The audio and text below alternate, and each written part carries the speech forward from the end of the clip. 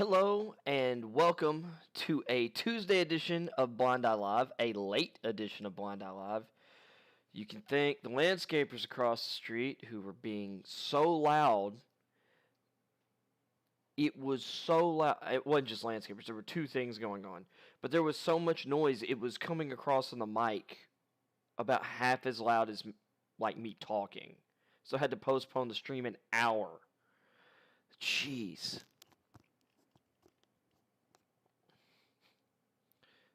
There was just a lot of noise. So sorry for the late start, everyone. Anyone who's tuning in live, but yeah. So today is a hilarious day for me because after the rant I went on yesterday, we have something that is going to get the people that I was ranting at really upset today, and I am super excited. You know, I shouldn't be this upset or this excited about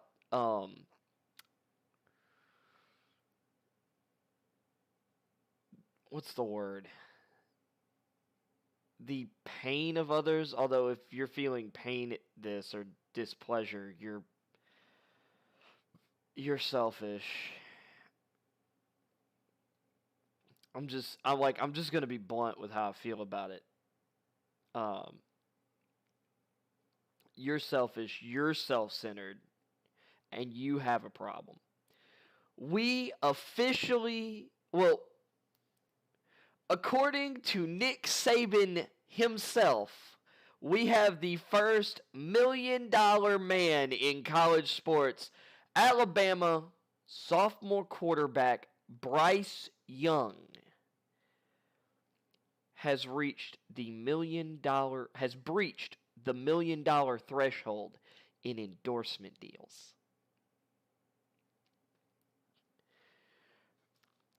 That was fast. It's been like 3 weeks. It hadn't.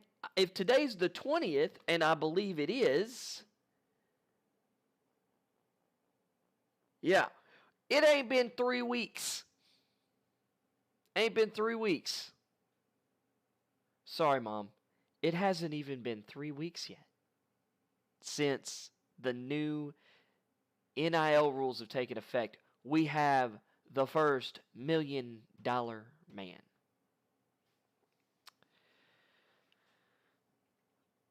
Honestly, that was pretty quick. But what this is, we've been hearing like these stories that have been put out there publicly of some of these different little things that are going on a local level. Bryce Young, apparently, he's getting them big bucks from some people who aren't necessarily, I guess, shouting it to the rooftops or whatever yet. But that's wild. So we have the first $1 million man in college sports, and he's not going to be the last. But man, this kicked off fast. And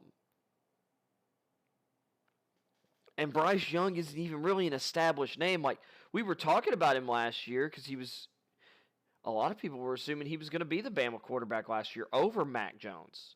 A lot of people thought he was talented enough to stop him. Or, thought his talent was just going to win out over Mac Jones. Then Mac Jones goes out and goes ham all year. I mean, but this is crazy.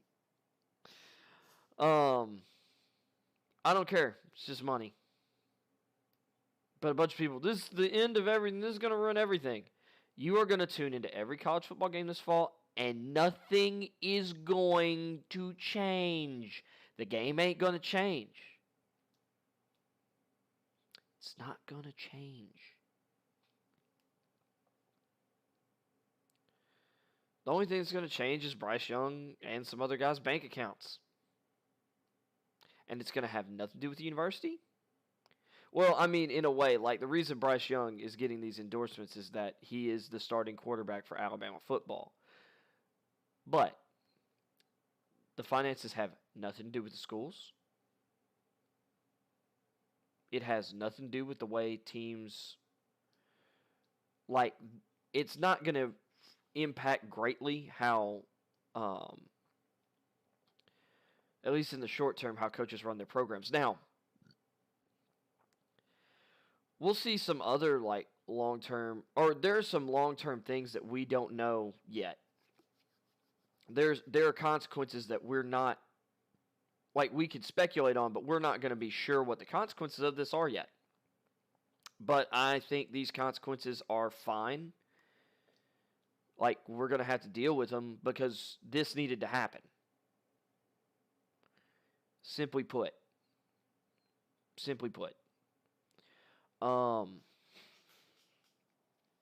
So anyway, I don't have a ton for today necessarily. Like, we're going to get into some articles. Like, I've seen some stuff. But because of the rant yesterday, I thought I'd lead off with that story. It took, less than 3 weeks for us to have the first $1 million college athlete. And, of course, it was the quarterback for Alabama football. And, like, this is just the first one announced. Who knows who else has signed what at this point? But I'm just saying that's Mad Libs, bro.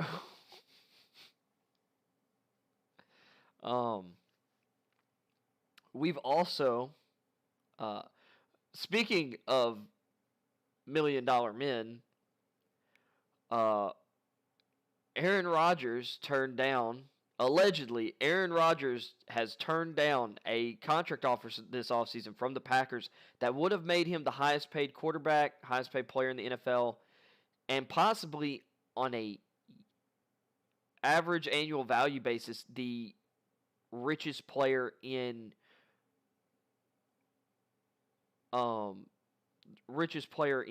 American pro sports. Because I'm pretty sure the deal that Messi just signed makes, like, everything look like pocket change. Because the reports are Lionel Messi just signed a contract with Barcelona that's worth like $2 billion, $2.5 billion. I think that's the rumor. That literally would be $500 million a year, which sounds completely retarded if it's a 5-year deal. But this could be some kind of lifetime contract type deal or something else. Don't ask me. And we don't really get the official numbers for those. Or at least I can't remember what his last, because like Lionel Messi's last contract was like the richest in all of sports. So I have no idea. It was just, this is the insane stuff that was being reported, was like it was some kind of $2.5 billion contract for Lionel Messi. Like, what?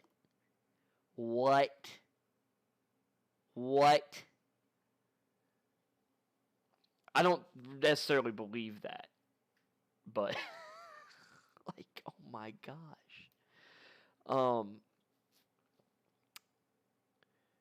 Unless Barcelona's really raking in that much money from Lionel Messi. Like, if they were actually making that kind of money to where they could pay him that, and I heard they were in financial trouble. Maybe it's because of the contracts they're signing Lionel Messi to that Barcelona's in financial trouble. I don't know. International football is just wildin'. That's all I can say. It is just, the money is wild. But back to the NFL. Aaron Rodgers turned down a contract, allegedly, that would have made him the highest paid player in American sports. At least on an annual average value basis. Because I'm going to pretty much guarantee the Packers were signing him to a 10-year, like, over $500 million contract. Because Patty Mahomes, his deal with Kansas City is like, 10 years, $500 million. Like, that's $50 million average a year, although most of that's because of the way the contract's backloaded, if we're being real. Um, it's like, a 10-year, $500 million contract.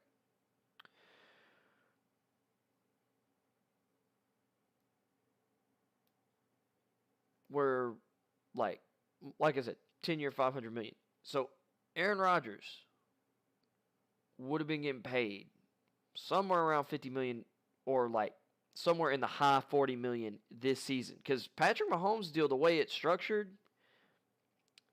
I think after Dak and Deshaun signed their deals, technically I think they're getting paid more. Or Watson's different, but like Dak Prescott right now, I think officially is, based on the way the contract's designed, the highest paid player in the NFL. It's him or Watson. Mahomes actually, like, cap wise, I don't think is yet. But once again, I'd have to look at those structures again.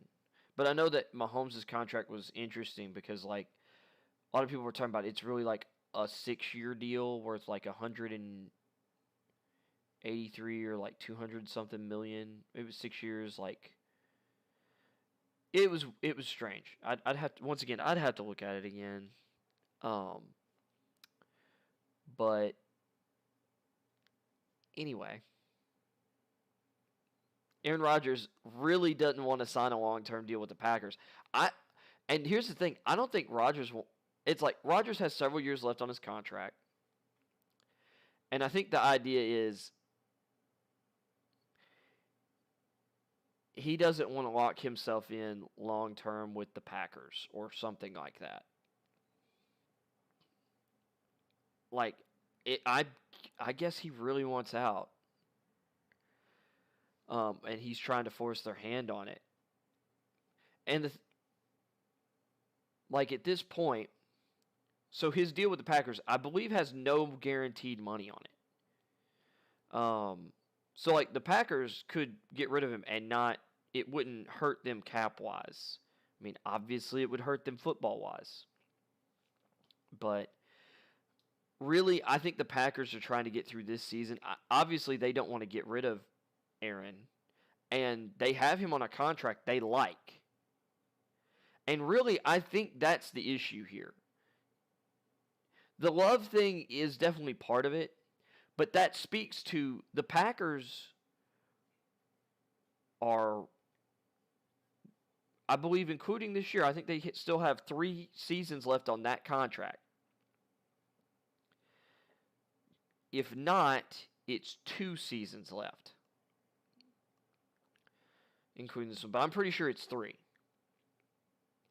So they have 3 seasons left. Jordan Love's going into year 2.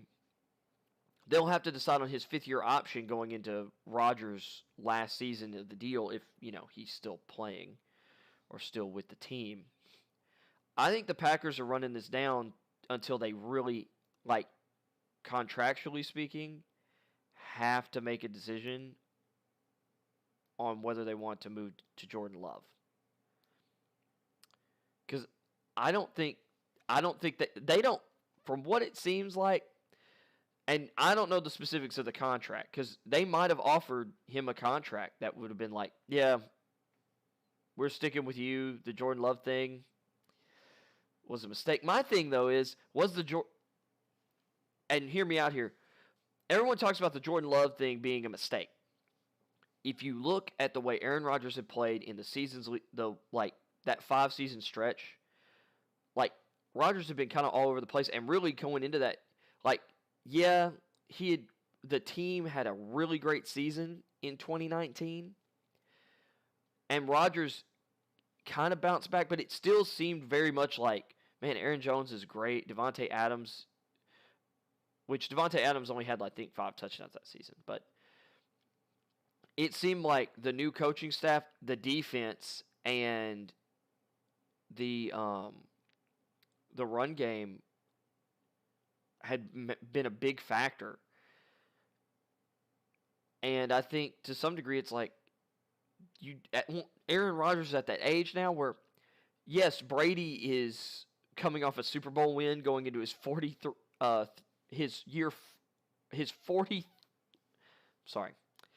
Tom Brady is going into his age 43 season, coming off a Super Bowl win, in which Tom Brady beat Aaron Rodgers and then Patrick Mahomes, although it was more that Tom Brady beat flawed defenses because the Packers had Kevin King out there not being able to cover anybody. And the Bucs had the best, in my opinion, the most complete defense in the league last year. The Steelers would have competed with them on that note if, people had stayed healthy. But the Bucs had the best roster in the league. And the Chiefs didn't have offensive tackles. The Chiefs' defense really wasn't awful in the game, although Frank Clark's overrated. Tyrann Mathieu, depending on the game, is overrated. In that game, Tyrann Mathieu, I think, was a big reason the Chiefs lost that game.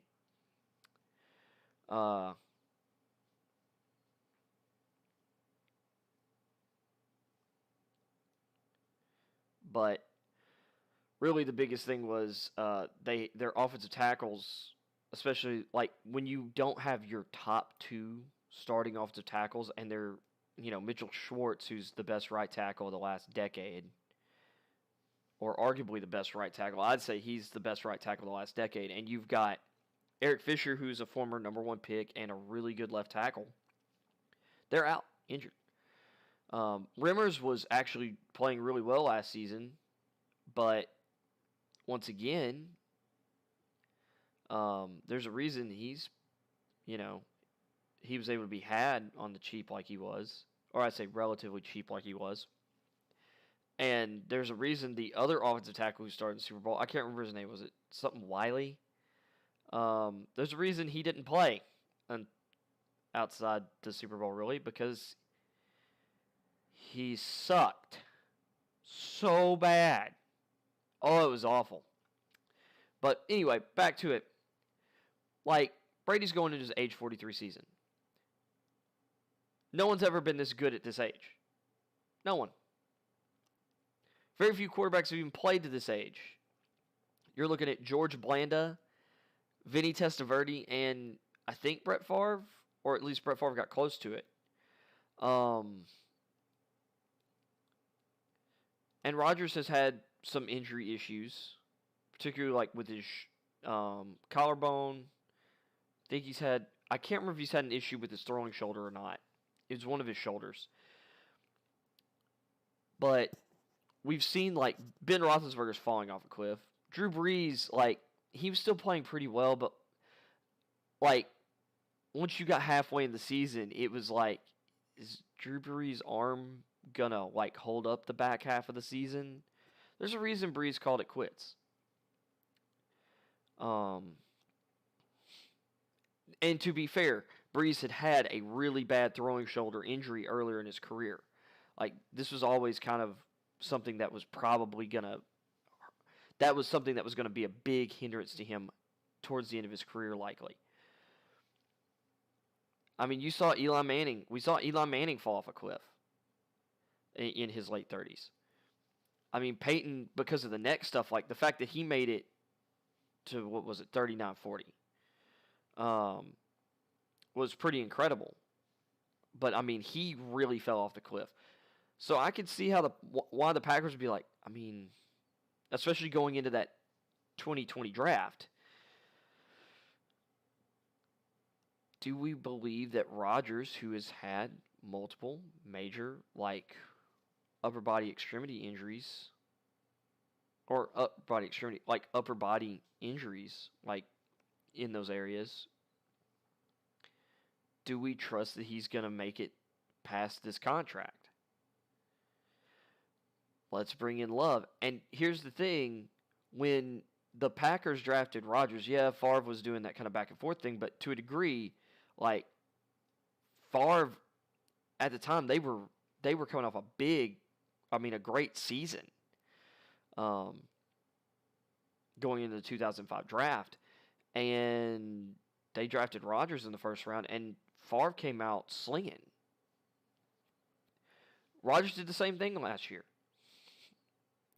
And it's possible that without the Love draft pick, Rodgers doesn't play as well as he did. Maybe Rodgers doesn't have this extra chip on his shoulder. That's all I'm saying.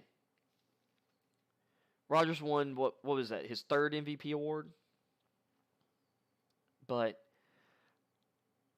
we'll see. But if the Love pick and the way things are going on puts a chip on his shoulder, that Aaron Rodgers is an elite quarterback, and it's, if he's playing for the Packers, that's a good thing for the Packers. And it wouldn't be the first time that there was competitive tension between, an elite quarterback and his organization because, down the stretch for the Patriots, apparently it was that way with Brady and Belichick. Like, Brady apparently has for years had feelings of like, or especially since Jimmy Garoppolo got drafted, that put a chip on Brady's shoulder. And it won him a title.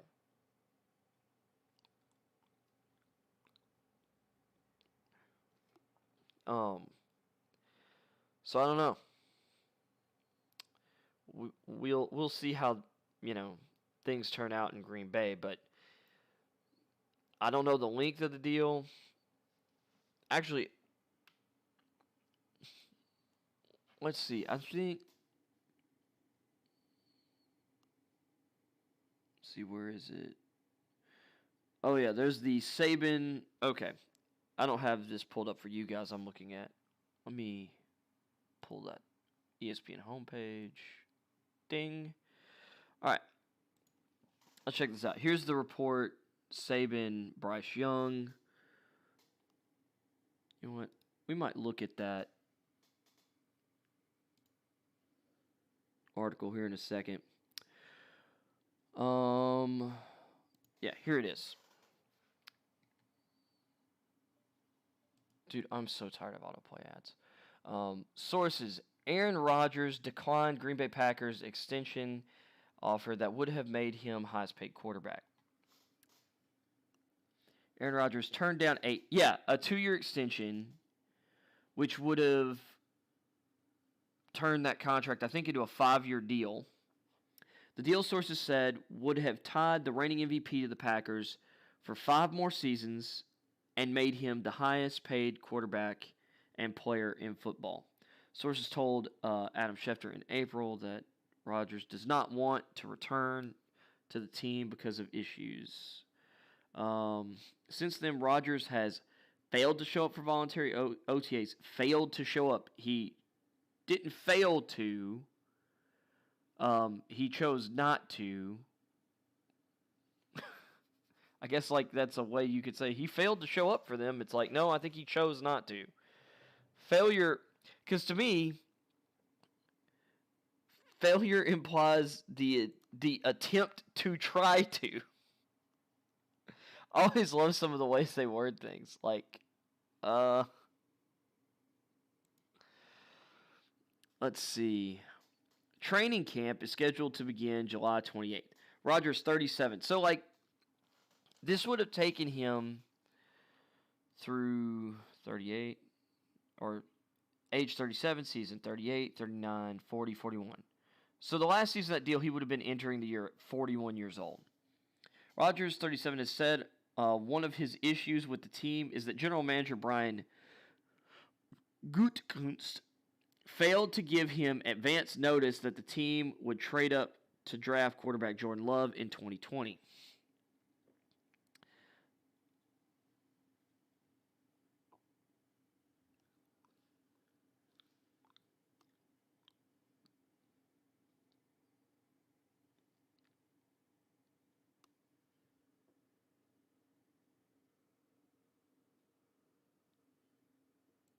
Sorry, I thought I pulled my camera, but I didn't. Okay, cool. Let's see. With my situation, look, it's never been about the draft picking Jordan. Rodgers said on SportsCenter in May to Kenny Mayne, "I love Jordan. He's a great kid. It's been a lot of fun to work together. Love the coaching staff. Love my teammates. Love the fan base in Green Bay. An incredible 16 years. It's just kind of about a philosophy and maybe forgetting that it is about the people that make the thing go. It's about character. It's about culture. It's about doing things the right way." And for him, he is the centerpiece. He is the foundation of the Packers' success over that period of time. He is. And this is basically him saying he has no problem with Matt LaFleur or the system. The system just got or helped make him an MVP. But it's absolutely between him and the front office, and the front office screwed up. Although away from the Packers, Rodgers has stayed busy this offseason, including appearing as a guest host on Jeopardy. And participating in a made-for-TV exhibition golf event alongside... It's weird that they just did that away. Oh, I guess like they're saying he didn't go to off-season OTAs, voluntary OTAs, so he wasn't busy with the Packers, but, he stayed busy. Whatever. That's still a weird way to word that.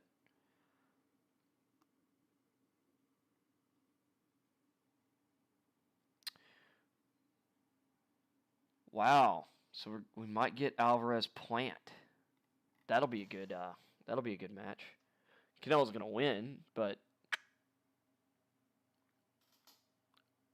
let's go back to the home page here.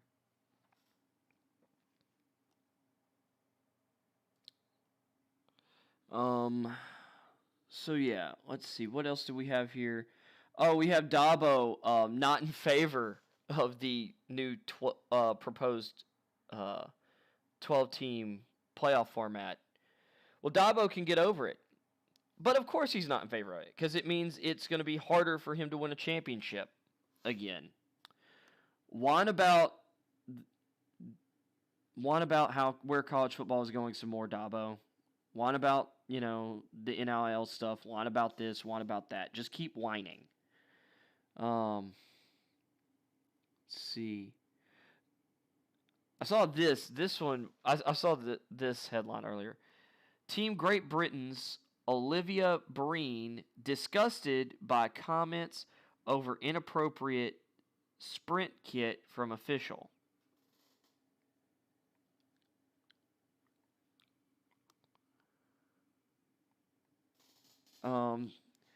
Team Great Britain Paralympian Olivia Breen has said she was left disgusted after an England athletics official told her that her sprint uniform was inappropriate and too revealing at the England Championships on Sunday.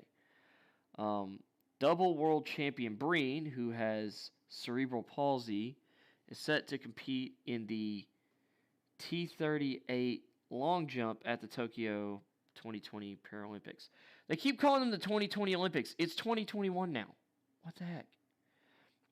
Breen was wearing the same style of competition briefs that she has worn for the duration of her 9-year career. I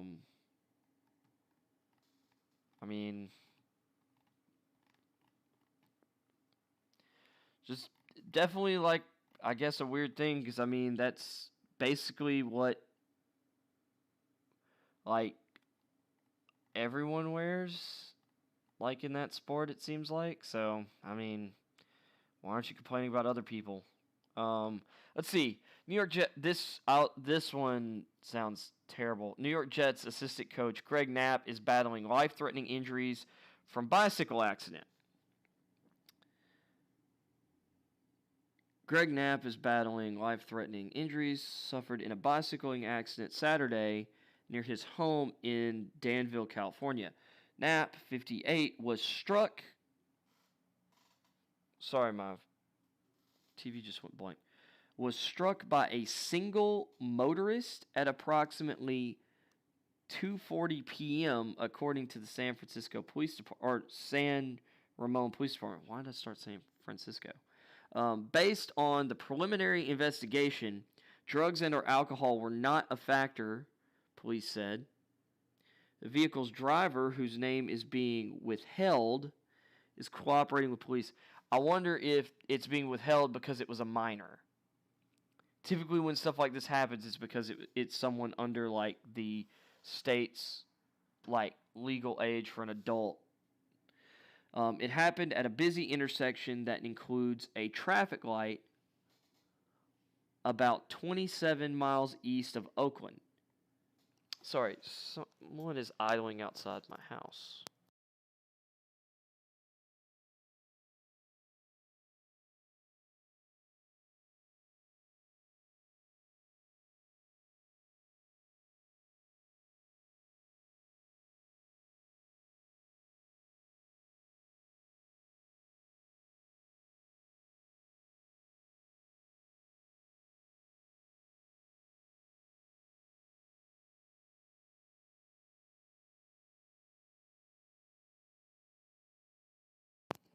Remembered to unmute my mic this time. Yeah, some truck is just idling across the street. Fun. Let me.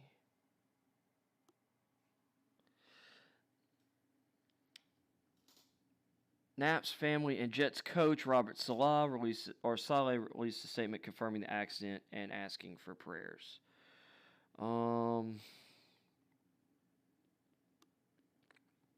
Knapp was preparing to head east for the start of training camp.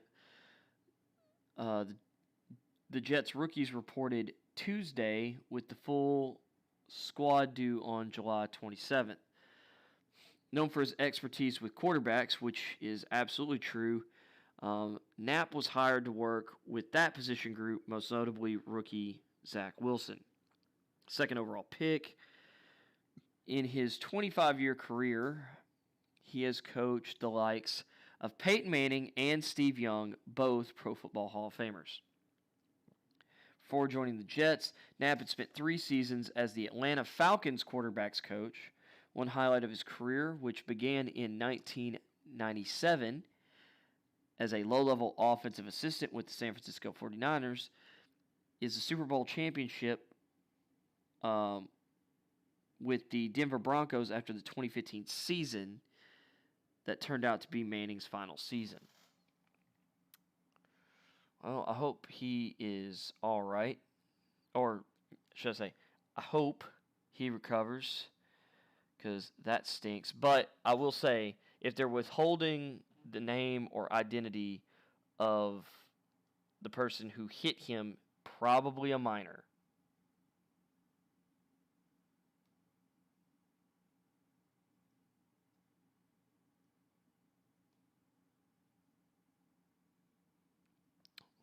And then I guess Bill Barnwell has released his NFL offensive weapon rankings. That's interesting, or at least to me. I don't really have a plan for today. I can't remember if there's a game in the NBA Finals tonight, but we'll find out here in a second. This is about only the 2021 performance. Okay, so this is him establishing his ground rules. His rankings are only for this season. It's not like some futures rankings. Wide receivers are weighted more heavily than running backs or tight ends because, well, that should be obvious to any football fan. And then not everybody, this is one thing he does every year. He doesn't necessarily consider everybody or he doesn't mention everybody he considers as part of the rankings in his thing. So he focuses on a team's top 6 weapons on offense, which usually means if he thinks it's going to be one dominant running back, he focuses on the running back, the tight end, top 4 receivers, or the top 3. Usually it's like the top 4 or 5 pass catchers, and then a running back. If he thinks that one of those pass catchers is going to be like the second string running back, he'll consider 2 running backs. See, if I was doing this, I would do 7. He mostly considers the team's top 6 weapons and use depth beyond that top 6 as a tiebreaker, which I get. See, I would just consider the 7 most. I'd take the top, 4 receivers, tight end, and 2 running backs, or the top 3 receivers, 2 tight ends, 2 running backs. But that's just me. In the interest of making it possible to finish this piece before the season begins, which is funny because he's finishing this piece months before the season begins. Oh, I get what he means here. Because he'd have to write so much, he'll only be mentioning the most notable or interesting players to himself. So with that being, let's get into this. So, no surprise, the Texans are 32nd. They were 27th last year and 16th the year before. I mean, they lost Will Fuller. Their receiving depth chart right now is Cooks,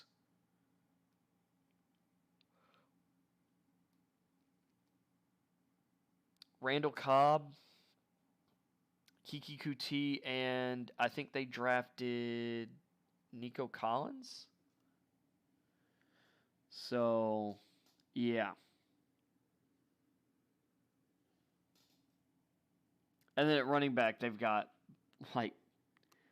David Johnson?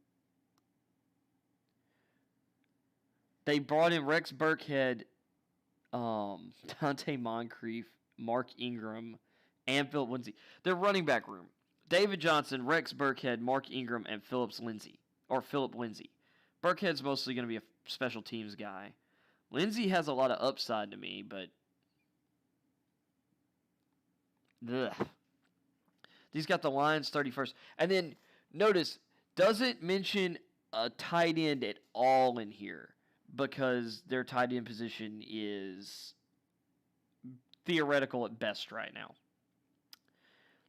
See, the Lions 31st.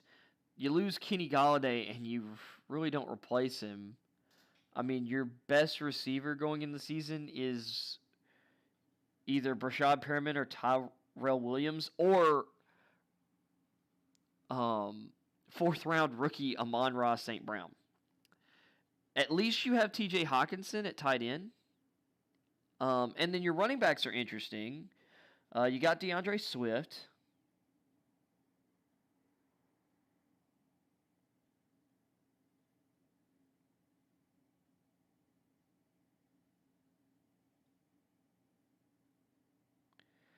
I mean, just because the staff brought in Jamal Williams and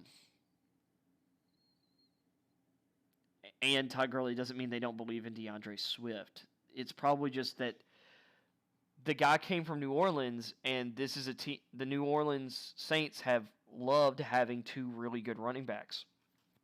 The Saints love Alvin Kamara, but they've still used Mark Ingram and Latavius Murray, the last couple years, Latavius Murray. And that's been really good for them.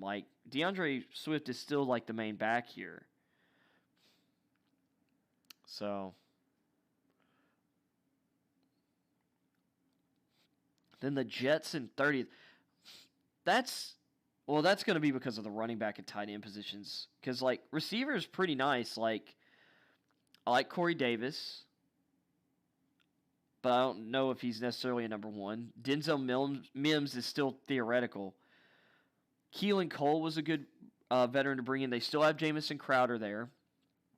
And Elijah Moore has been tearing it up during offseason workouts.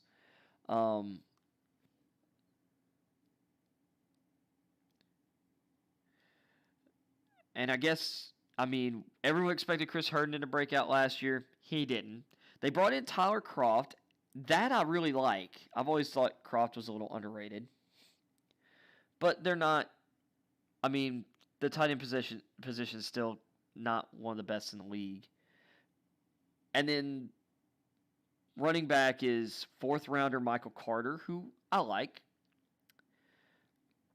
Tevin Coleman has always been a player I've liked, so but then again, I think I'm higher on Tevin Coleman than most people. And then last year's mid-round running back, Michael Piron, got hurt last year.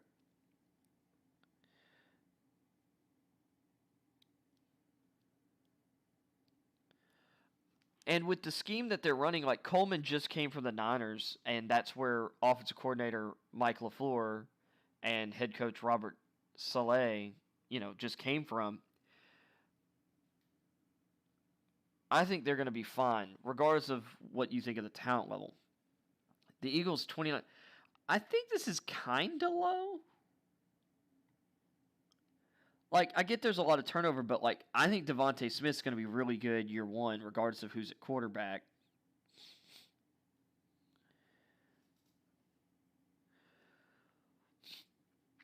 I think Jalen Reagor will be better in year two, especially if he's healthy.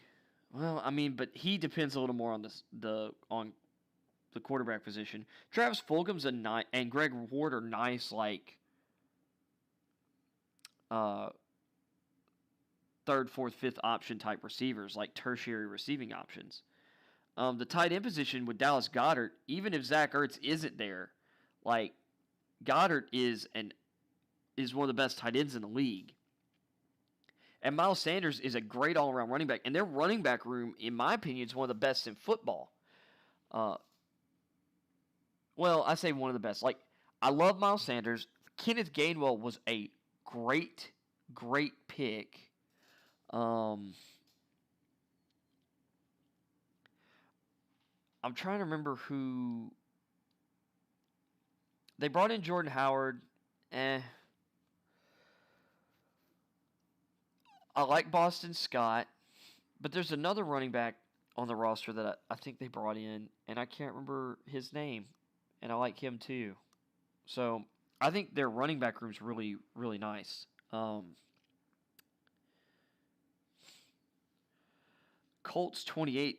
This one's a little bit of surprise. I mean, I guess I get it in that, like, T.Y. Hilton is still a really good player.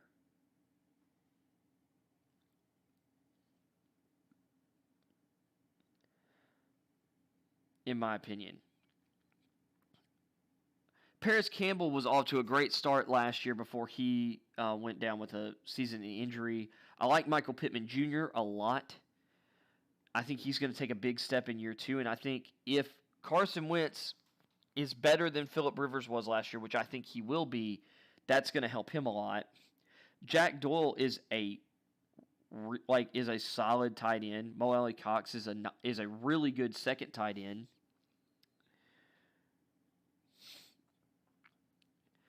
And he didn't even talk about the Colts running back room, which now you want to talk about one of the best running back rooms in the league for sure.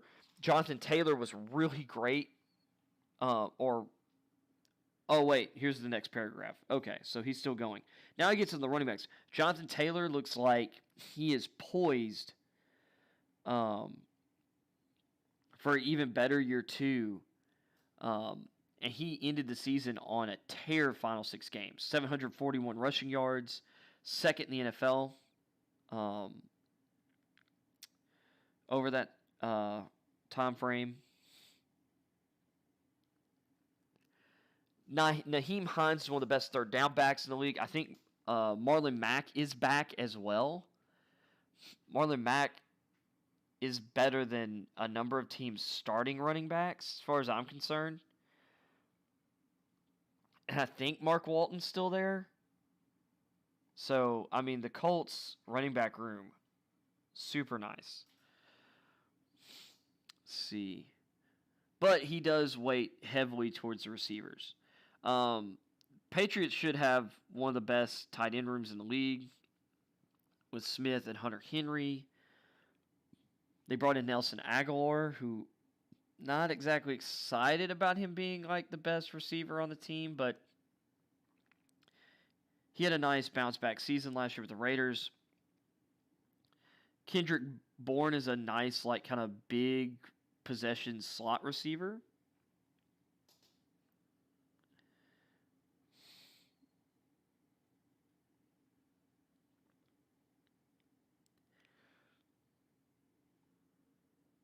I mean, but the Patriots receiver room is still pretty bad.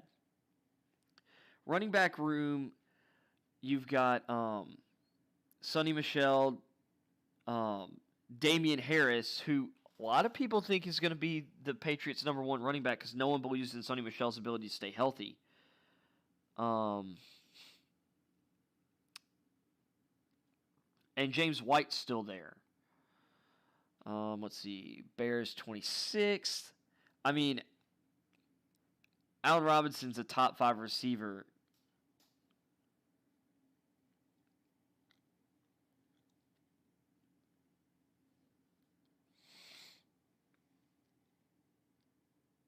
Let's see. Darnell Mooney had a real big breakout down the stretch last season. Really like him.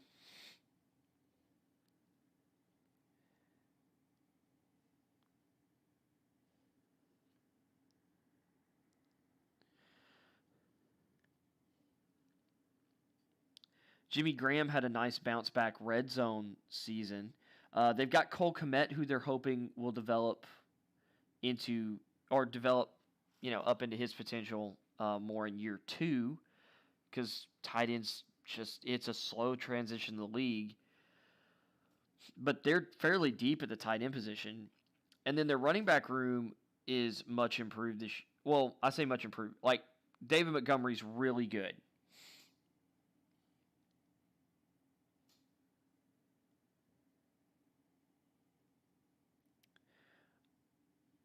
Tariq Cohen's a nice weapon back, but he's kind of underachieved. Although a lot of players on this team have underachieved, potentially because of the coaching staff and the scheme.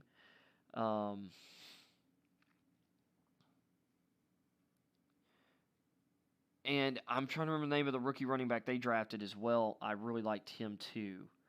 Let's see. Jaguars at 25. The tight ends are what's going to hold them down because, DJ Chark is a really nice. He looks like a legit number one. Chenault is a really nice, versatile option. Marvin Jones is a really good, veteran outside receiver. He's very consistent. And then you look at the running backs with Jerome Robinson and Travis Etienne. Or James Robinson, not Jerome Robinson. Jerome is a basketball player. James Robinson. Robinson Etienne is a nice 1-2 punch in the backfield. But their tight end position has nothing. And then you have Washington moving up 8 spots. McLaurin, built off his impressive rookie season, was great last year. Antonio Gibson, their third-round pick from last year, great all-around player. I love his upside.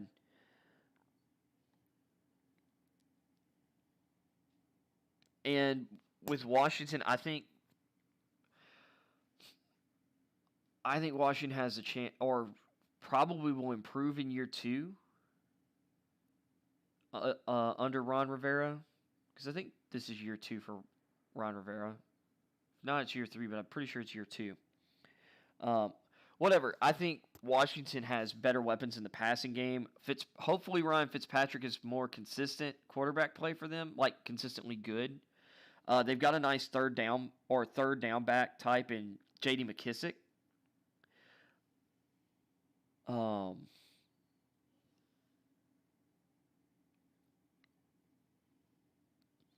But Antonio Gibson, is, to me, as good or better a receiver than J.D. McKissick, because he played, receiver and running back at Memphis. Gibson's a absolute weapon. I would expect McKissick's 80 catch season to be kind of a fluke. Plus, Alex Smith was checking down, all over the place. Someone get that man, an old school State Farm commercial, discount double check down.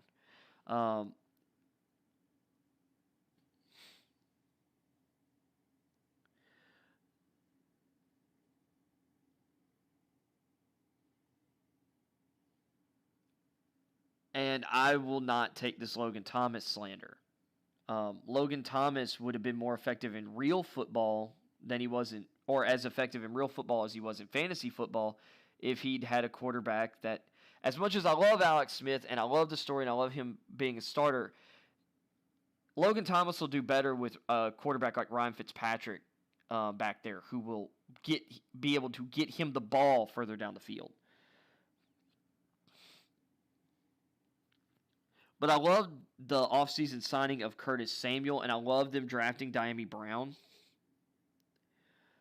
I think they have an opportunity to have a great group of receivers this year, including last year's, I think, 4th-round pick, Antonio Gandy Golden. Gandy Golden was one of my favorite developmental receivers last year. He's got a big body, big catch radius, and he still gives them something they don't really have. Like, Dyami Brown's like elite athlete at the position, but he's like 6 foot. I don't even think he's 6'1". I still think he's a great deep threat receiver. I think Dyami Brown is a really high upside receiving prospect. But Gandy Golden gives them like a big bodied red zone threat to kind of pair with Logan Thomas. Curtis Samuel gives them an elite slot weapon type player. And a guy that they can kind of mix and match with like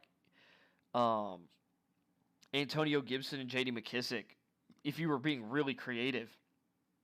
Because Curtis Samuel in college was a running back mostly, who transitioned to receiver in the NFL. I think you could do some really fun stuff with those three. Let's see. Falcons, 23rd.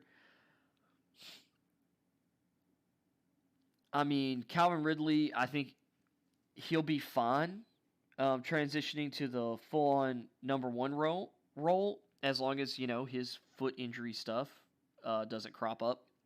I think Russell Gage is a really nice slot wideout, but I don't know if he's really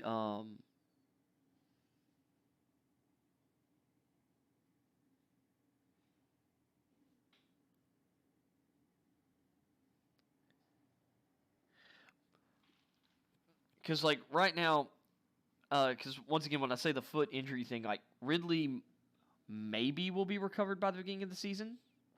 Otherwise, they're going to be trotting out Russell Gage at number 1 with Olamide Zaccheaus or Christian Blake as number 2, and you are completely forgiven if you have no idea who they are. Because I barely know who Zaccheaus is, and I don't know what a Christian Blake is. I don't. And so Kyle Pitts and his potential gives them a big lift here.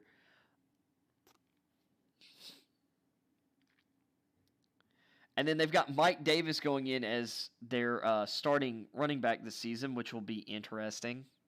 I think the Falcons, I get they have Ridley, but I think the Falcons are rated way too high here. Because Kyle Pitts is still a rookie tight end. And while I think he's going to shake the whole like early production thing, he might not.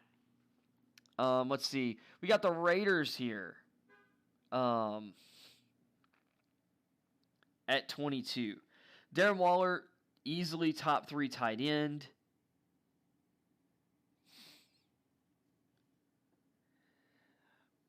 People were wondering if he could follow up his 2019 campaign with as good of a 2020, and he actually surpassed the yardage total. So back-to-back 1145 and then 1196. Like, the yardage totals for him are great.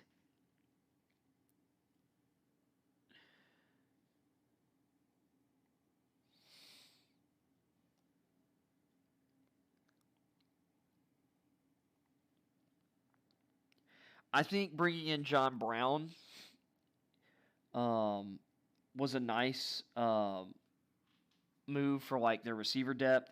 Kenyon Drake does improve their running back depth to a degree, but I think they've invested way too much at the running back uh, position, if I'm being honest.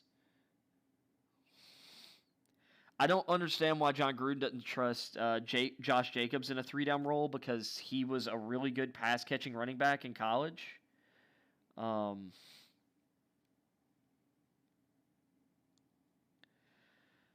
it's just really weird. Henry Ruggs last year, he had flashes, but he had some. I think he had like a hamstring issue for a bit.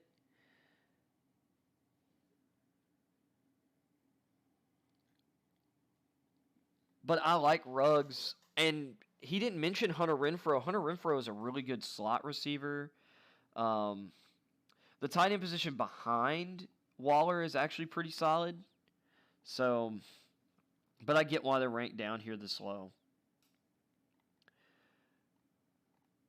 See, Miami at 21. This one's kind of interesting because I sneaky like how deep they are and talented. Like Devontae Parker, like if Preston Williams was healthy or could stay healthy, he'd probably factor in a little more. But you add Will Fuller and Jalen Waddle and their electrifying speed and playmaking ability with Parker and Williams, who are more big-bodied types.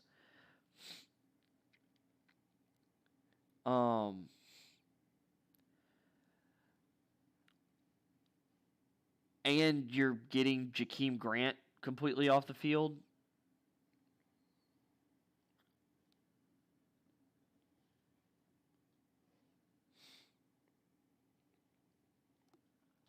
Then you have their starting tight end.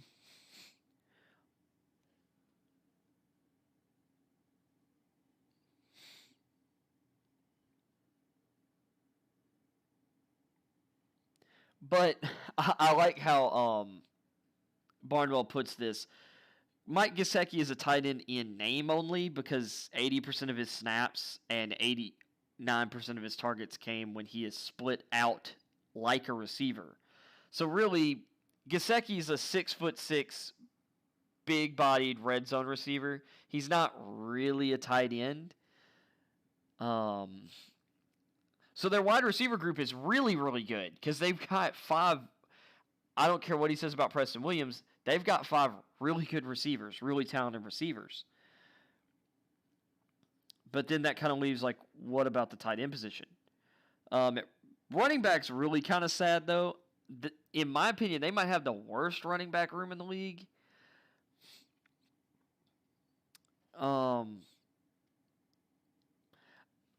He's talking up Myles Gaskin, but I don't know if Myles Gaskin's as good as Mike Davis. Like, if I'm being honest.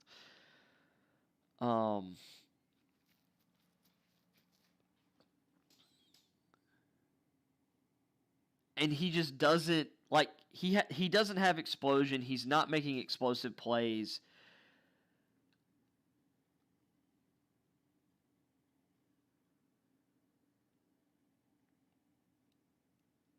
And beyond him, like I think one of his backups is his former college teammate and backup, Salvian Ahmed, I think was his name. But he's not. He's not incredible either. And they dropped the Chargers here because they lost Hunter Henry.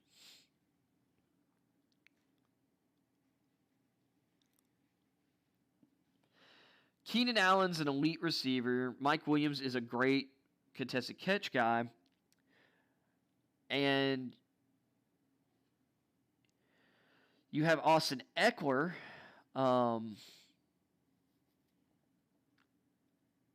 He missed a lot of time last year. Eckler's a really good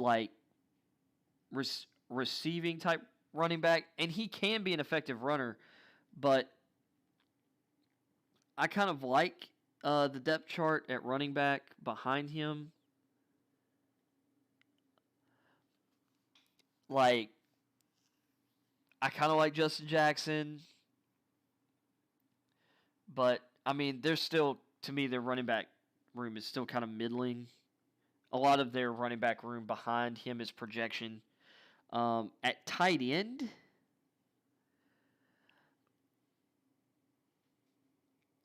well, now at receiver, like I kind of like Jalen Guyton, but who knows who their top tight end is going to be this year?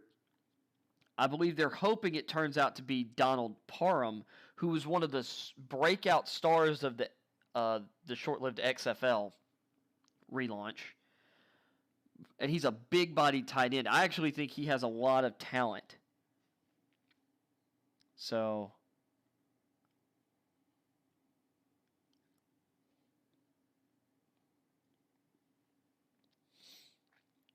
but they brought in Jared Cook. So I forgot about that. The Chargers brought in Jared Cook. So he's going to be their starting tight end. That's solid. And if they can develop Parham and he could start doing something in the NFL this year, like him and Cook could be a nice little combo. And then you have the Saints dropping precipitously because outside of Michael Thomas, they have no proven receivers now. Emmanuel Sanders, Jared Cook, and I believe Josh Hill is also gone. So their tight end position is now, the number one is Adam Troutman, who I was a huge fan of when he was drafted. I think the sky's the limit for Adam Troutman. I think he could definitely be a top 10 tight end in the league. We'll see if Traquan Smith can be consistent this season. And I believe Marquez Callaway can step up and be like a solid NFL receiver. Like he can be a complement to Michael Thomas. I believe that. And then the running back room's still really, really good. You've got Alvin Kamara.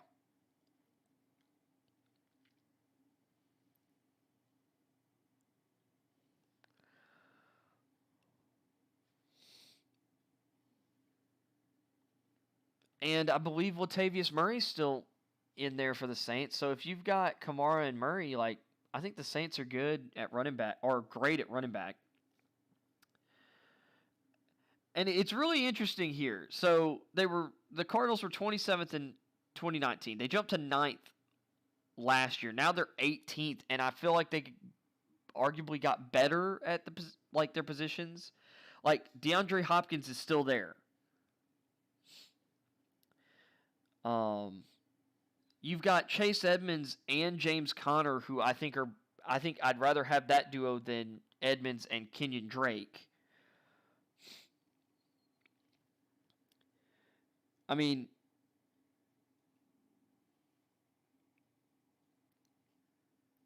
not that I think AJ Green's going to have like some kind of massive impact, but you still have Christian Kirk, who's a solid number 2 to Hopkins. Rondale Moore gives you an explosive weapon. Andy Isabella's still there.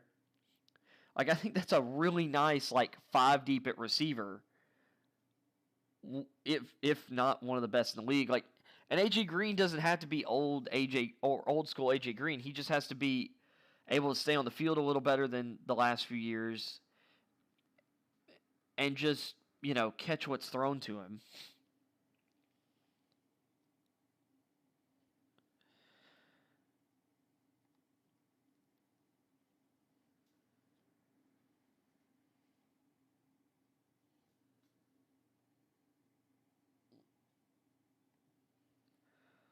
Let's see here.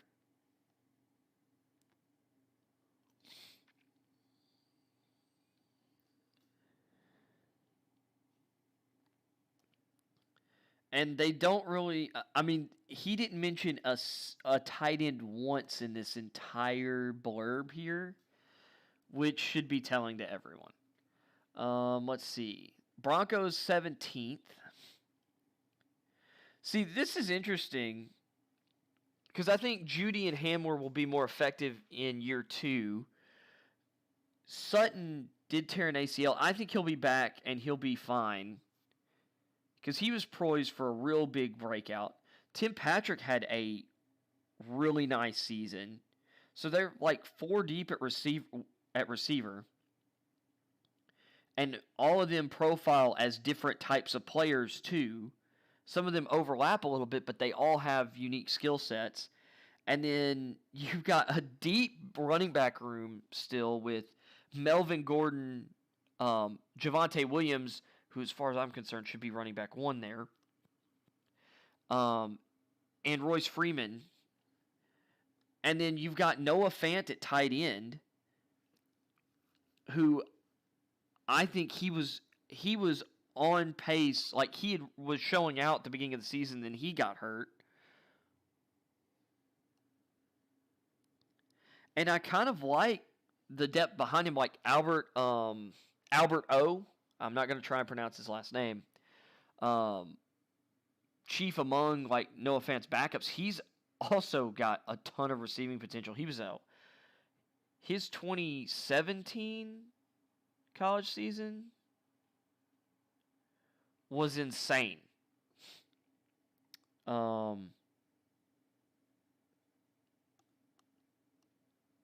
don't know how the Giants dropped this offseason. Like,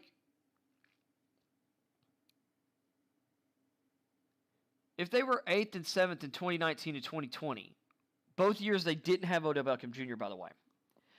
They didn't lose any players at the position. Now, you could say that there's injury stuff, whatever, with Saquon Barkley. You still have who should be a healthy Saquon Barkley at the beginning of the season. Yes, he's coming off a torn ACL. Those just aren't death sentences anymore. You brought in Kenny Golladay, who's better than any receiver they've had since Odell Beckham Jr. was traded. You still have Sterling Shepard. You still have Darius Slayton. You still have Evan Ingram. You drafted Kadarius Toney.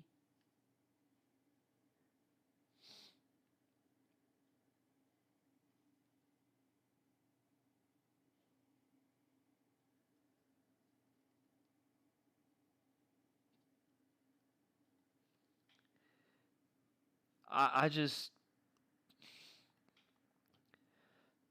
If you're looking at the weapons, like, the Giants are better than the 16th core of weapons in the NFL, in my opinion. For me, they're probably top 10. But then again, I guess I'd really have to go through, but I mean, they're basically in the middle here. And my thing is, I think the weapons are amazing. The quarterback's just awful. See, you got the Steelers here sticking around in the middle. I think the running back room upgraded just from getting Najee Harris. Your receiver room, Juju, I think he's better than, like, his stats from last season. I think what people were saying he was, though, like 2 years ago, was probably too high, but he's definitely somewhere in the middle. He's a really, really good receiver. But I think he's a number 2. Chase Claypool has elite upside. I think as he continues to get better at playing the position, he's going to become more and more dominant.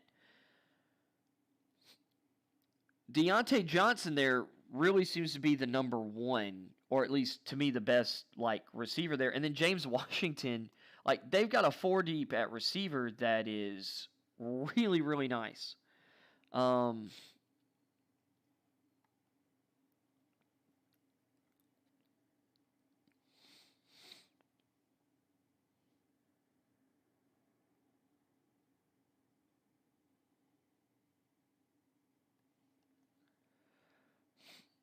I mean, the fact that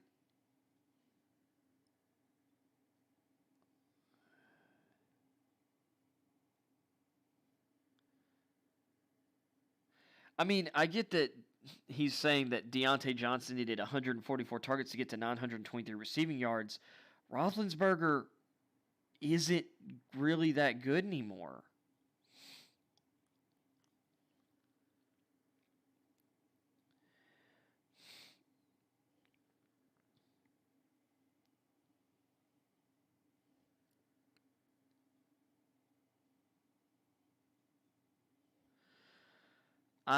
And they, once again, he doesn't even mention the tight end position for the Steelers, which kind of makes sense because, I mean,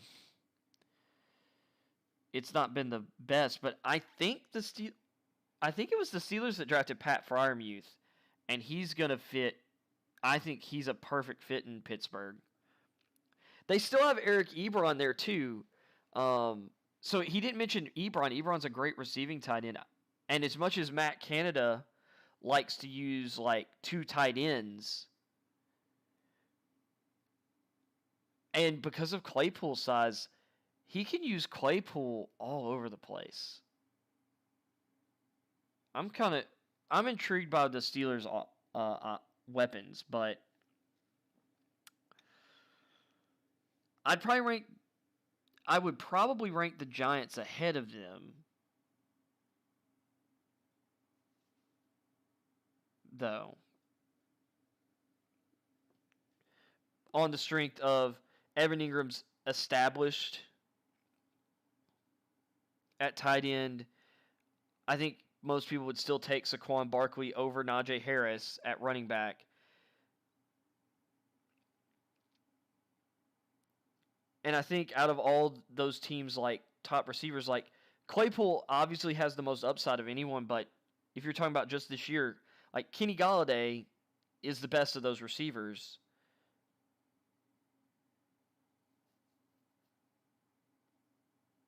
And I think, is there really like, if you're just going top to bottom, if you're going Golladay as the number one, I don't know who you put for the Steelers. I'd argue that Deontay Johnson was their number one based on targets last year. You take Golladay over Johnson. You'd take. I'd probably put Sterling Shepard right in there,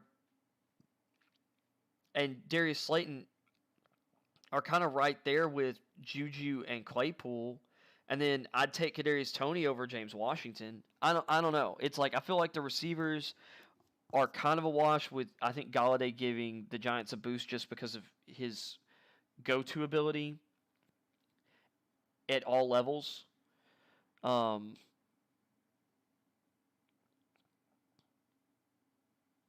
Although it wouldn't shock me if Claypool broke out this year and was better than Golladay.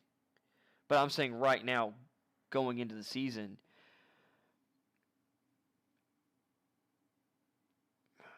I don't know. That's pretty close, actually. Then they got the Ravens at 14 here, which is interesting.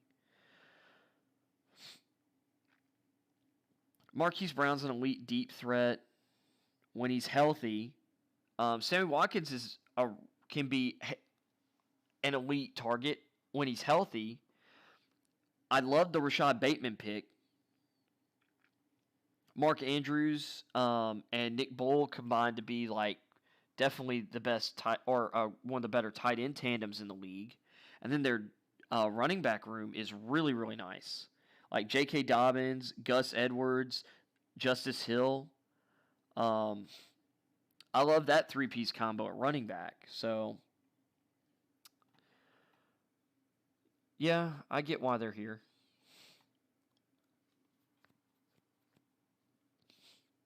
The Bengals at 13th, which this is interesting to me.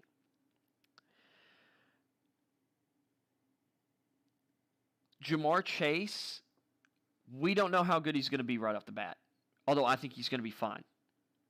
T. Higgins had a really nice rookie season, but now, and he should be moved into a more comfortable number 2 role for him. Tyler Boyd's an outstanding slot receiver, one of the most consistent players in the league. And I love the talent with Joe Mixon, even coming off an injury. But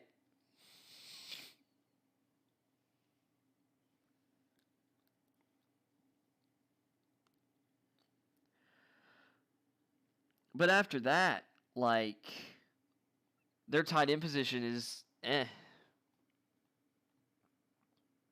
Their running back position behind Mixon is just question marks. Like, I don't know if I'd put them 13th. I think I would take the Ravens until stuff is proven. Like, Mixon's got to prove that he's back from injury. I feel like I'd put the Giants and the Steelers and the Ravens ahead of the Bengals right now.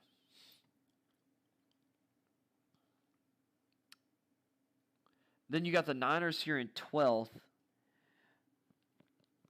And I'm not going to argue here. You've got the best all-around tight end in the league in George Kittle. Fullback Kyle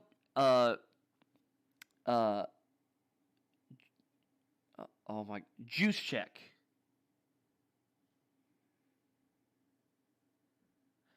Is really nice. I don't think he's ranking him as part of it, but that dude's really good. Their running back room got better. Raheem Mostert is one of the fastest players in the NFL, one of the biggest long play threats in the league. Jeff Wilson's a solid running back, but you added Trey Sermon, who I think in this offense he's way bigger and stronger than Mostert. He has great power, but he also has, he can make explosive plays, long plays as well. I think Trey Sermon's built for this kind of offense. He has really good vision, too.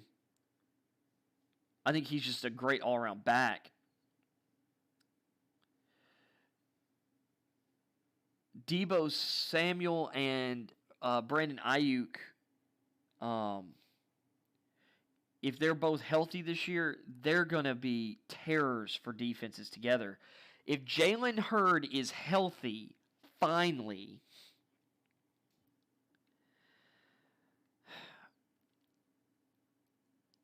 his history, his track record as a running back at the University of Tennessee, where he was one of the best running backs in the country, with his size and the receiving skills he showed at the very end of his time at Tennessee and during his time with Baylor.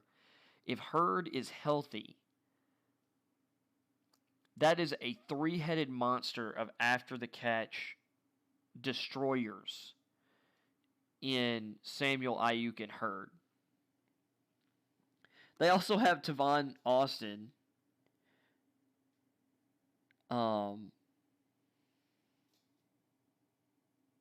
Wait, no. Did they bring back Tavon Austin? Because he and Jordan Reed both signed there last year and got hurt. Austin might not be back. I don't know what happened with the injury bug there. It was like someone put a voodoo hex on them. I don't know. I really like their depth. I think Dante Pettis is still there too, and his history in college as an elite return man, you'd think he'd be better in this offense. The Packers at 11. I mean, Devontae Adams was probably the best receiver in the NFL last year. He's definitely the most productive touchdown-wise. Robert Tonyan went from 14 career catches in his first two seasons to the third-rated tight end in all of fantasy in 2020. His touchdown rate was ridiculous. No one ever, on the amount of volume he got, which wasn't incredible, but Tonyan, over 21% of his catches were touchdown passes last season. Like, what? But, you have Adams, you have Tonyan, who even coming back down to earth, probably will still be a solid receiver or receiving tight end next year. You've got Aaron Jones, who is as good a two-way running back as you have in the NFL. Marquez Valdez-Scantling, Allen Lazard, when healthy, are solid tertiary receiving options. A.J. Dillon is going to move in the number 2 running back role, and he is definitely an upgrade on Jamal Williams. Dillon was a beast in the game against the Titans last season. I was really high on him, and I was kind of shocked he ended up going in the second round to the Packers last year, but I didn't think it was a bad choice. I just didn't realize that there were NFL teams that were as high on Dillon as I was. The Rams here moving up a spot from last year.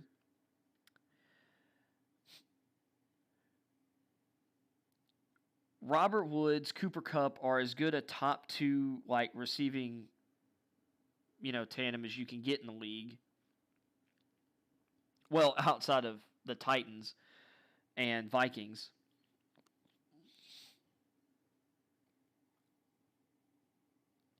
I mean, who cares about them adding Deshaun Jackson because he's going to be their fifth receiver this year? Or especially by the end, because last year's second round pick, Van Jefferson, he was looking really good to start last season before getting hurt. I think he's going to have a really nice role. Tutu Atwell, Tutu Atwell is basically going to learn from, the one of the best players in one of the fathers of his archetype at receiver in Deshaun Jackson. And then at tight end, I think Tyler Higbee is going to probably, I would imagine he'll be more consistent this year just having Stafford under center, not having to deal with Gerald Everett behind him. And I think we'll see Bryson Hopkins step up in the number 2 tight end role. And then at running back, one of the deepest, or they've got one of the best 1-2 punches in football with Cam Akers and I can't believe I'm forgetting his first name. I think it's Darrell Henderson.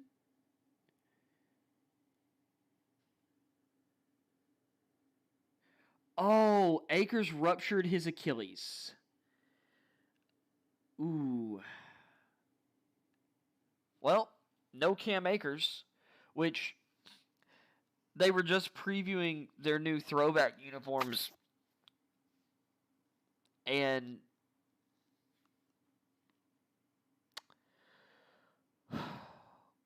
they used Cam Akers. Well, Darrell Henderson's still really good, and they've got some depth pieces, but that definitely hurts them. Ouch. Although on a per-play basis last year, I think Henderson was actually the better player. But, whatever. I find it interesting they dropped the Bills this year, or a spot. Because Stephon Diggs had the best season of his career. Cole Beasley had the best season of his career. And they had Gabriel Davis kind of come out of nowhere. And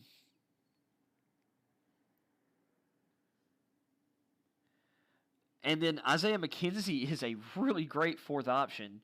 When you can score 5 touchdowns on 30 catches, that's pretty nice. They did lose John Brown, but I don't think that was a massive thing because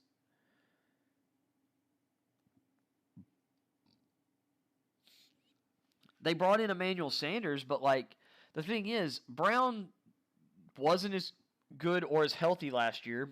He went back to his usual is he healthy self. But I think Davis will probably improve in year 2. And you brought in Emmanuel Sanders, who has been more consistent. He is 34 years old now, but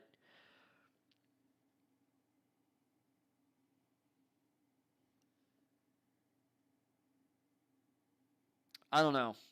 And the thing is, he just wrote this whole thing for the Bills, didn't mention their running backs or tight ends, which says a lot because the tight end position, it's Dawson Knox at number 1, and he's still kind of theoretical. He has great tools, but we'll see if he continues to improve his production.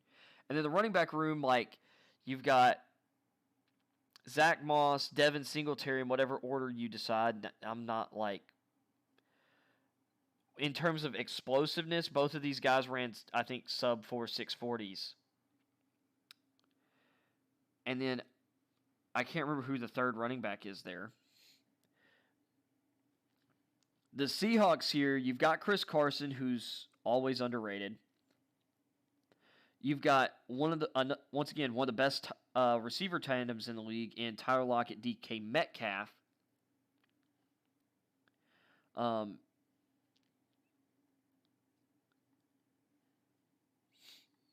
They drafted Dwayne Eskridge,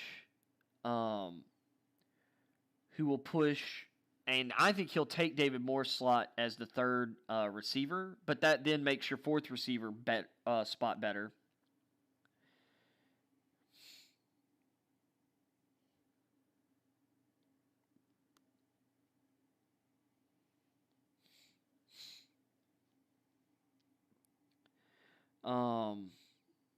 Let's see.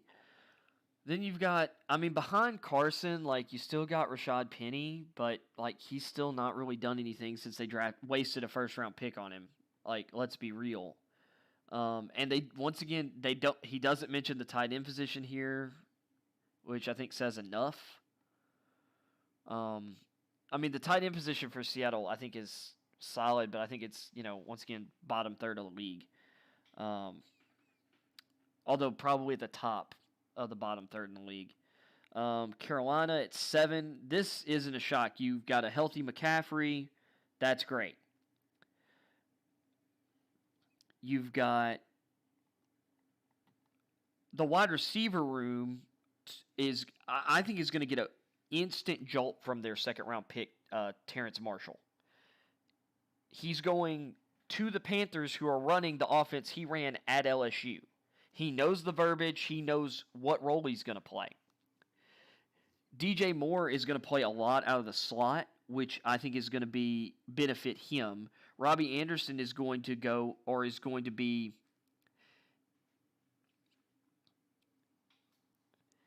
you're going to sit here and, like, you're going to put Moore and Anderson above Marshall on the depth chart. In the scheme, Marshall's going to be that like, X receiver role. Anderson's going to be your Z. Anderson's going to play the number, like, he and Marshall are going to toggle probably between those roles, but I think by the end of the season, Marshall's going to be playing like that number one perimeter receiver role. And that's going to push Anderson into a role that is going to help him, I think, as well. This is a great receiving core. Yeah, they lost Curtis Samuel, but you're drafting Marshall, and that's going to move Moore playing more inside, and I think that's going to help Moore, and I think Moore is a better player than Curtis Samuel, or at least a better receiver. So I think that's huge. The big thing here is Ian Thomas the tight end of the future? I don't know. Because he has been and he still is the tight end of the future. And I guess really I should be saying, is he the tight end of the now finally? Dropping the Chiefs to 6, and I get it because they lost Watkins and they didn't exactly replace him. So you've got Travis Kelce, you've got Tyreek Hill. Clyde Edwards-Helaire, because of injuries and some other stuff, wasn't as instantly impactful as people hoped, but I think he's going to be much better in year 2. Mecole Hardman, he's still kind of theoretical, like in terms of, I say theoretical. He didn't have the second-year breakout some people pegged for him. And I guess we're going to see if he does it in year 3. And the only receiver they drafted was 5th-round pick Cornell Powell.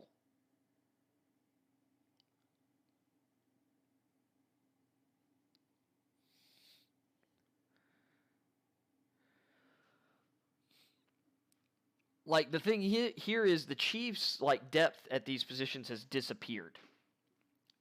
And I think the trade they made for Orlando Brown was a dumb one. I like Orlando Brown just fine, but I don't think the value I don't think the value was there, especially in such a great tackle draft class, or There were a lot of us who believed it was a great tackle draft class.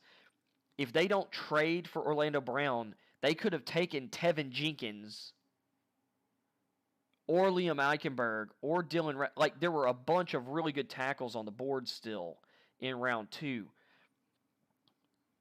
Like Tevin Jenkins, who I had as a first-round guy, fell into the second round. They could have had him with their first-round pick, and those draft picks they traded to the Ravens, those mid-round picks, they could use that on other guys to kind of rebuild their depth here.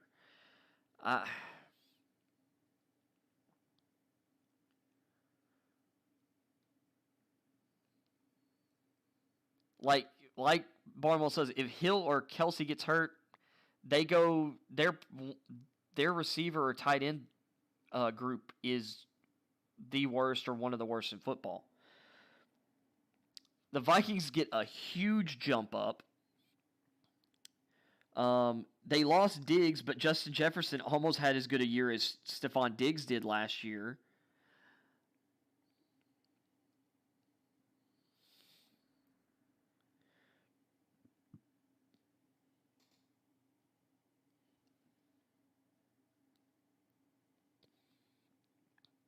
And the thing is, I like the way Barnwell frames this. I didn't realize this. Jefferson didn't enter the starting lineup until week 3. From then on, he led all receivers in receiving yards with 1,330 and yards per target, 11 or just 11 flat. If you expand that pace and include those first 2 weeks of the season, he's either right there or ahead of Diggs in yards for the season. Which, I mean, he had yards like in the first 2 weeks too. But, I mean, he really took off week 3, so.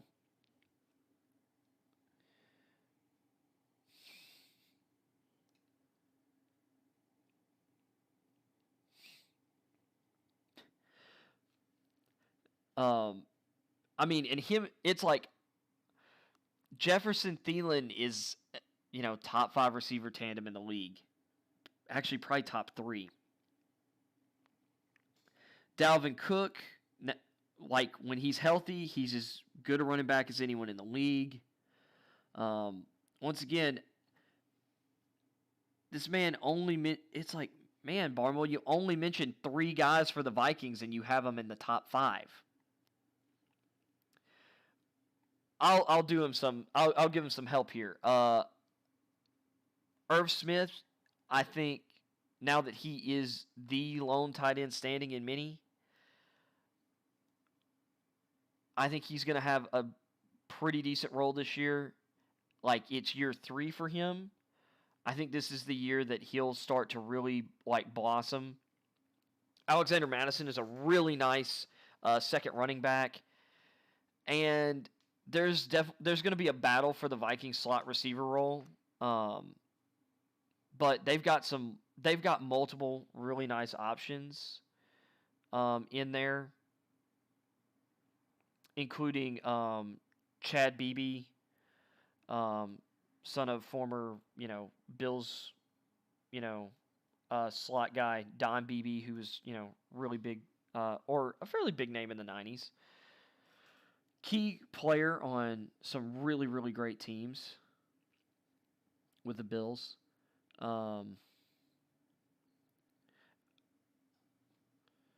See, 4. Then the Browns at 4, so drop them 2 spots. Nick Chubb, Kareem Hunt is the best running back duo in the league. Tell me I'm wrong. And they've got a nice tight end room with Austin Hooper, David Njoku, and some young guys. And then at receiver,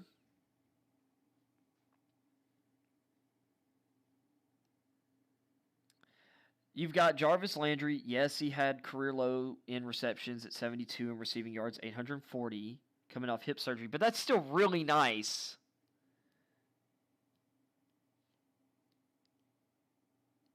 considering he was coming off hip surgery. He'll probably be better this year.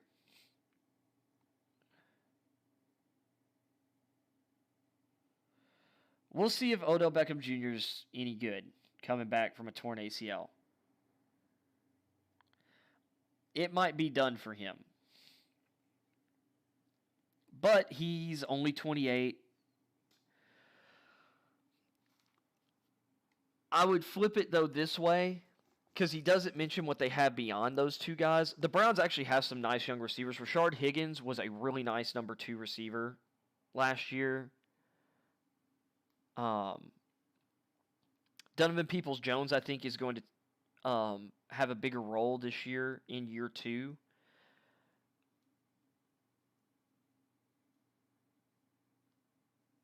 I don't know. I think between their talent at running back, their talent and depth at tight end,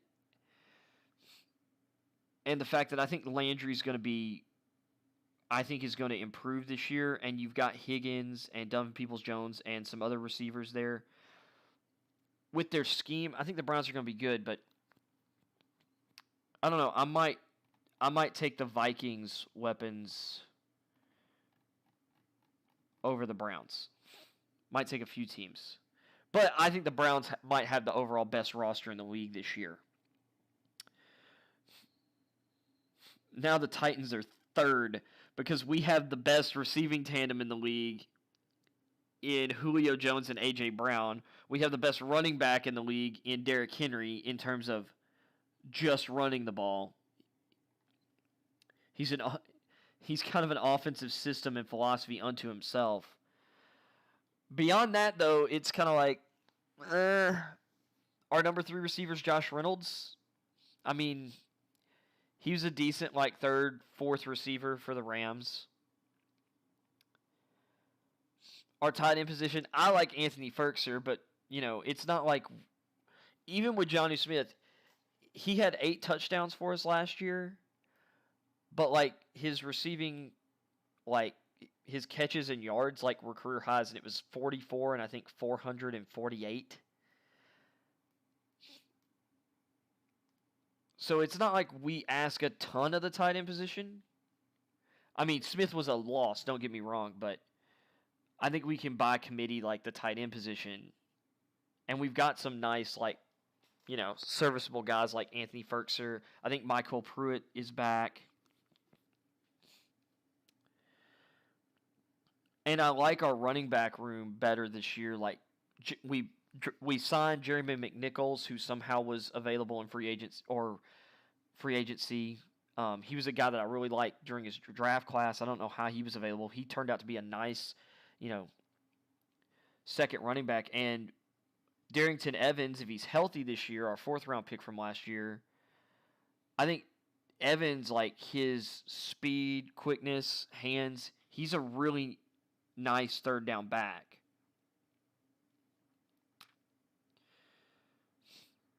And then I kind of like Des Fitzpatrick, the Louisville receiver we drafted. He kind of reminds me of Darius Slayton. He's not going to run the full route tree, but he's tall. He's got some long speed. He actually is really good at setting up his slant routes.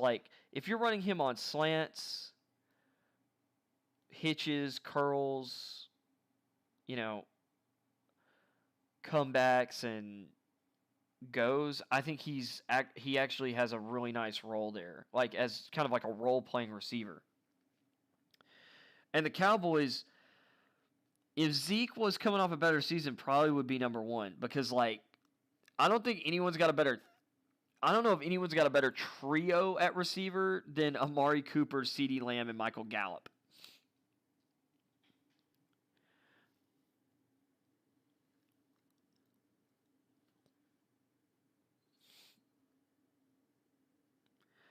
Dalton Schultz last season actually was kind of sneaky good. Blake Jarwin, who, has been kind of their tight end of the future, tore his ACL. Schultz had 615 yards and 4 TDs.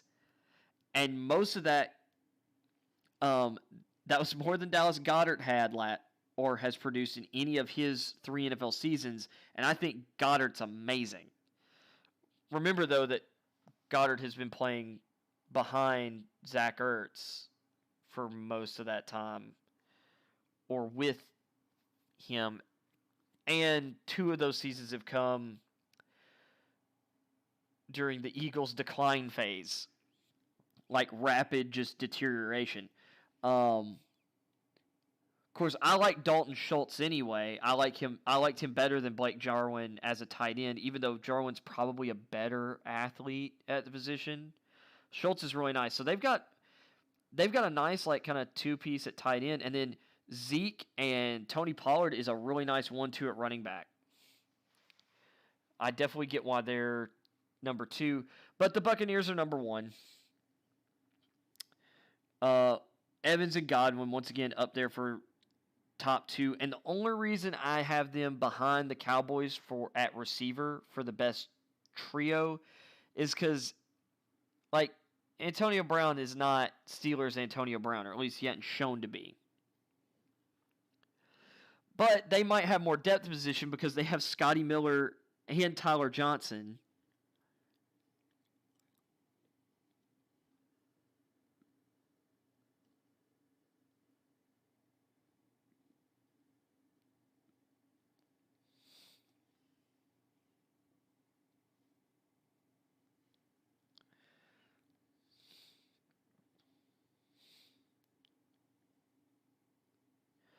I mean, and like he didn't even mention Tyler Johnson, who had a big NFC Championship game. One of the big reasons they won that game is because of how Tyler Johnson played. And he's their 5th receiver. He was one of my favorite receivers in last year's draft class.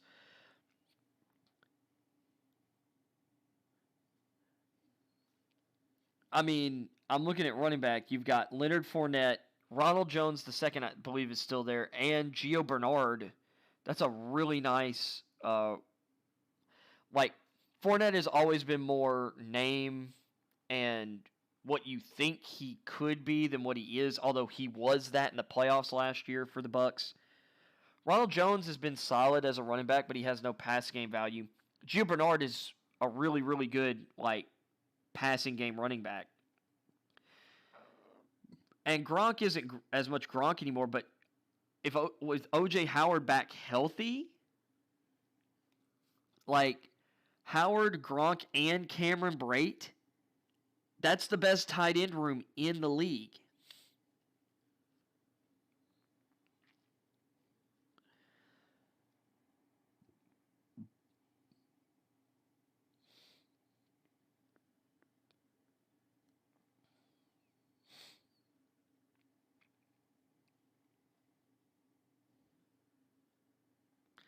I think Barnwell did a pretty good job with this list. With that, I'm going to end the show. I think I've been going plenty long enough. We've been going like an hour 45. That took a long time, and that was probably really dry for a lot of people. Ooh, you know what? Let's look at this real quick. Alabama quarterback Bryce Young approaching $1 million in endorsement deals. Oh, approaching. I thought it said he had broke it, but still.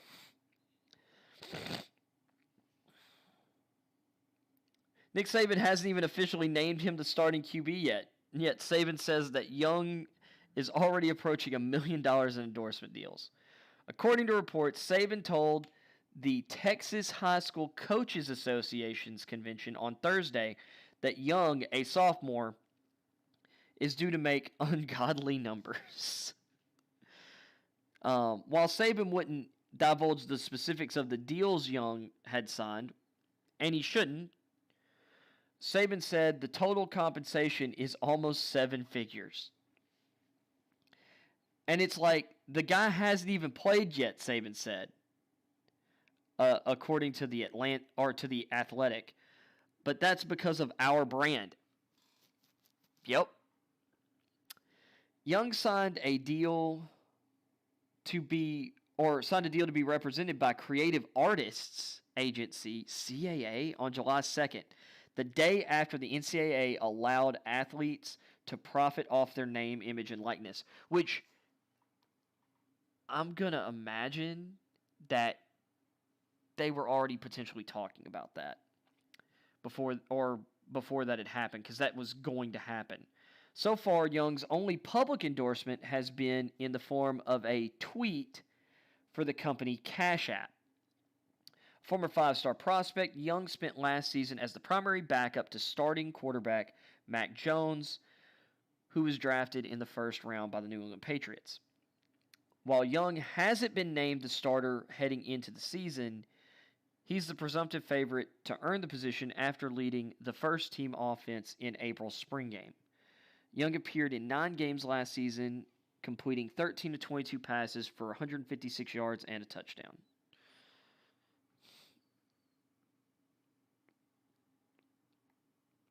And here's Dabo Swinney whining again. All right, that's the show for today. I thank everybody for tuning in, whether live or after the fact. Whoops, I'm hitting the wrong thing. But tomorrow, hopefully, we'll have a little more to talk about. I think there is a NBA Finals game tonight that I didn't talk about, although I did talk about things yesterday, so you can get my thoughts on Game 5 and kind of how I see the series playing out. Milwaukee's going to be at home, and the way they're playing, I think they're going to pull it off in Game 6. I think Milwaukee is going to win the series. So tomorrow's Wednesday, so I probably won't stream, although I seem to have a light Wednesday tomorrow, so I might stream. So you're either going to get my reactions to Game 6 Wednesday or Thursday. And hopefully I won't find some list that interests me and probably bores y'all. But yeah. And since training camps are about to ramp up next week. Now, I will say this. I am going to be leaving out of town Saturday. I'm hoping I'm going to be able to stream while I'm gone at least a couple times. But we'll see, because I won't be able to take my computer or my PC with me because it's kind of a monster. But in terms of size, like, it's not like I'm running some kind of 380 or 390 or whatever the top end card is for like graphics or anything. But it's a beefy boy. But we'll figure that out. I'll have more to talk about that on like Friday's show. So anyway, hope y'all have a great rest of your Tuesday. I will be at my normal time, hopefully, when I stream. There won't be someone outside making ridiculous levels of noise the next time I stream. So